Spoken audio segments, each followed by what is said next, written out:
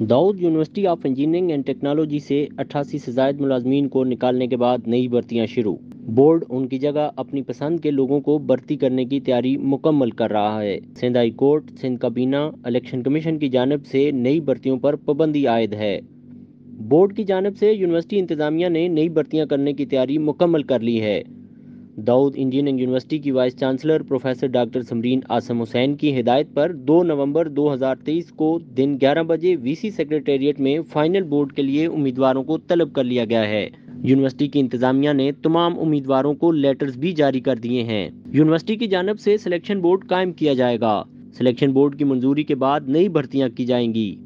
वाज़ेह रहे कि Sindh high court में MQM की दरखास्त पर नई भर्तियों पर पाबंदी आयद की गई थी, जिसके बाद सिंध काबीना ने इलेक्शन कमीशन की रोशनी में निगरान हुकूमत पर भी नई भर्तियां करने पर पाबंदी आयद कर दी थी।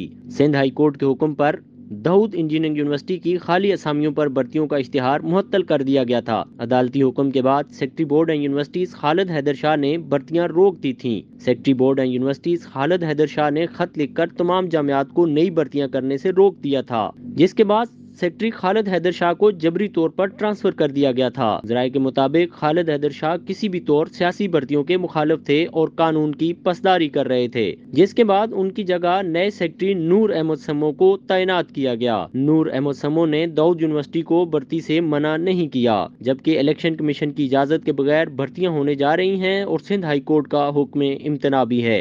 वाज़ेह रहे कि जिन ओहदों पर भर्तियां की जाएंगी उनमें नाज़िम इम्तिहानात, director QEC, director post graduate studies, director human resource के अलावा इंटरनल ऑडिटर और डायरेक्टर स्पोर्ट्स के अलावा डायरेक्टर स्टूडेंट अफेयर शामिल हैं। इस हवाले से दाऊद यूनिवर्सिटी की वाइस चांसलर, रजिस्ट्रार और इसके अलावा सेक्रेटरी बोर्ड एंड यूनिवर्सिटी से मौक़िफ़ लेने के लिए मुतअद्दिद बार राब्ता किया गया, ताहम उनकी तरफ से कोई राब्ता नहीं किया गया।